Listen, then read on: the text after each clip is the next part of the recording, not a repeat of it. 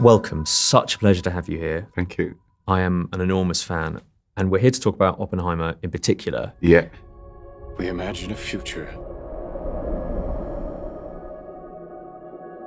And our imaginings horrify us. I have 1,000 questions. How comfortable are you, celebrity mastermind style, in your knowledge of Oppenheimer? Because you've said that you began with sort of a Wikipedia level general. Now that you've been through the Looking Glass and gone through this incredible experience with Christopher Nolan, do you feel anything resembling an expert? Because his life is just... Yeah, it's kind of vast. Yeah, here's the way I approach things. When Chris called me up, which was a shock out of the blue, and you won't be wearing a mask this time. Yeah, finally. I promise you. He told me, and like you said, I had a very kind of superficial, really, understanding of his life. They won't fear it. I knew about the Manhattan Project and the Trinity test. Until they understand it. Nothing really kind of before or after. I had about 6 months as well, so you just start to dive in. And they won't understand it. Okay. And there's so much text there, so I just dove in. Until they've used it. Then also I did a lot of work from the outside in on his physicality, his voice. Theory will take you only so far. He has certain poses, doesn't he? Yeah. That he enjoys. He likes them both here sometimes.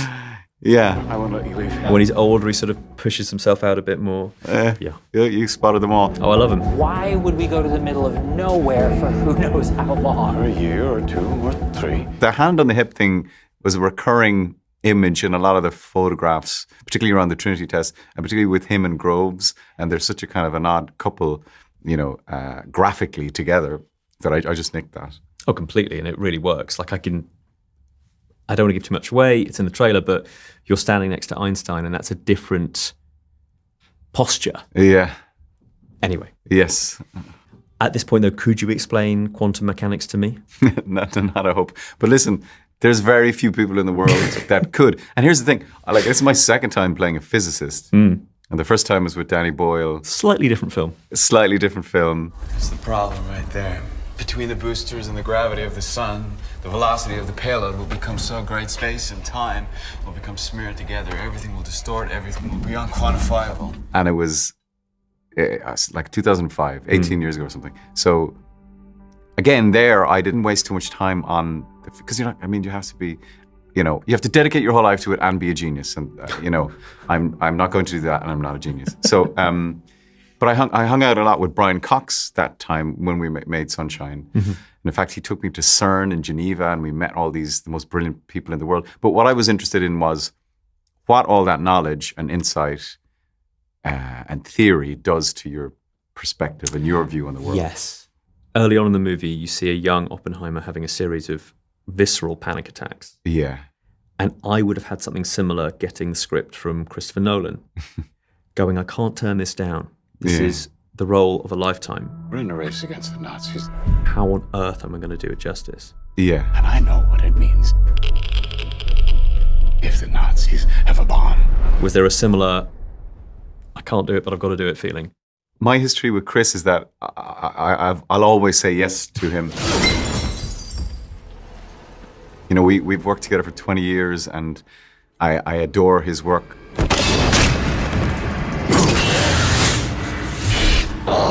Having trouble. I think he's one of the greatest directors of his generation, one of the greatest living directors. There's no one making films like him. So to answer your question, you just say yes. You just say yes. You just, no, any actor in the world would say yes to Chris. But yeah, the roles that I love are the ones that you go, oh, fuck, I don't know if I can do that. I don't know if that's possible. It's so terrifying in its vastness, and this was one of those. So you just dive in. I lent very heavily on Chris throughout the whole process. Because he is the expert of experts, and you can ask him anything, and he's got this perfectly just so answer for everything. Yeah. It must be such a warm experience going, he's always there. He's always there. And he, by the way, does understand all those physics questions that you might pose to me. Like, he would be able to answer those. He is that brilliant. And he wrote the script. So, you have that resource there with you all the time. I love that scene where you and Emily Blunt are flirting over the question of, can you explain quantum mechanics to me? Yeah. And I went, I don't know how you're making this sexy, but well done, guys. Impressive work. That's Emily. She does that. Yeah. That's happening, isn't it? You work across some incredible people in this movie. I can be as ridiculously, over the top here as I like. It's absurd. Robert Downey Jr. and Emily Blunt, as you've already mentioned. You've got somebody who's not afraid of or scared of explaining complicated ideas on a blackboard, Matt Damon. Done it a few times. He has. There must have been a few moments when you were spending days upon days with him going, can't we just muck about? Like this is tough stuff. Why? Why? How about because this is the most important thing to ever happen in the history of the world? Was there room for any sort of levity, or was it always focused? It was both. There was incredibly focused, and then in the very brief downtime that we had, there was a lot of joking around. And, because I know Emily from working with her before. Matt is very, very close with Emily. The Adjustment Bureau. Yes, indeed, and they're neighbours in New York. And like Downey is one of the funniest people you could possibly meet, one of the most entertaining people you could possibly meet. But again, so rigorous and focused in the work. And like for me, every day, you look at the call sheet and you say, "Oh my God, Ken Branagh is in tomorrow," or Gary Oldman is in tomorrow. It was who's now done Truman and also Churchill. Yeah. Can someone get him Stalin? He needs the hat trick. I want to see it done somehow. But you have to channel the voice as well, and a voice that ages. Yeah. How did you begin that work? Well, like from the beginning, we didn't want to do an impersonation or an impression. That's not part of my skill set at all. However, like he was very distinctive in the way he spoke, and that kind of timbre and that pitch that he had. Now I am become death, the destroyer of worlds. I suppose we all thought that one way or another. It's an accent you don't hear anymore. No. Like in American, it's very kind of like Orson Welles. Actors are actors, and one aspect of it is the political game. Mr. Rogers, kind of from that same world. Yes, Mr. Rogers. Yeah. But the toughest thing is to love somebody who has done something mean to you. I never thought he'd come up in an Oppenheimer chat, but yes, I'm with you. He was a reference for us, just in terms of the tone, really. This is a matter of life and death. But I can perform this miracle. I spent a lot of time just walking around in my basement talking to myself, as you do. Is that your secret, Cillian? Yeah, I do a lot of that. Professionally and just for pleasure. Just a good time had. Yeah. Are we saying there's a chance that when we push that button, we destroy the world? Chances are near zero. Near zero. What do you want from theory alone? Zero would be nice. You've worked with some incredible directors, including Ken Loach, and we've mentioned, obviously, Christopher Nolan many times, and Danny Boyle, Wes Craven. Do you have any director's notes from across your career that have stuck with you?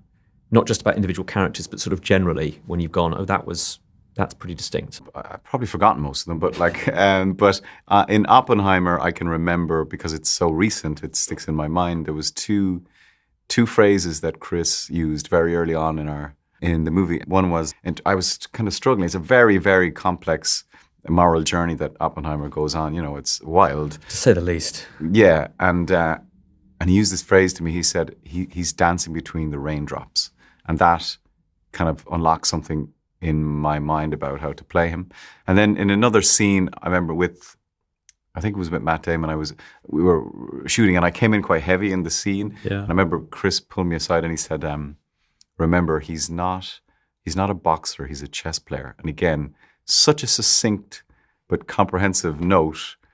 And that's why he's a brilliant, brilliant director, That is a fantastic answer to that question. Oh, good. And without giving away too much about the movie, it is the opening shot of the film. It is your fair self staring at raindrops. Yeah. There you go. He's a bit of a genius. I said it to his face and he blushed. Did he? But I think it's a fair comment. Yeah. No, that's extraordinary. Do you think Tommy Shelby has done more or less staring into the camera than Oppenheimer? I don't know. It's funny. I don't draw any line between those characters, but someone asked me and Chris that question, and Chris said, no, but he's a leader. He's a leader of men, like Oppenheimer was. But it's very dangerous as the performer to ever see any overlap or similarities between characters. I'll leave you with this ridiculous thing. Do you Okay. ever get people asking you to look right through them? I don't know. No. This is where I ask you to do it right now. No, I ain't going to do that. But there is something about Oppenheimer's 1,000-yard stare Yeah. that is so haunting. Yeah.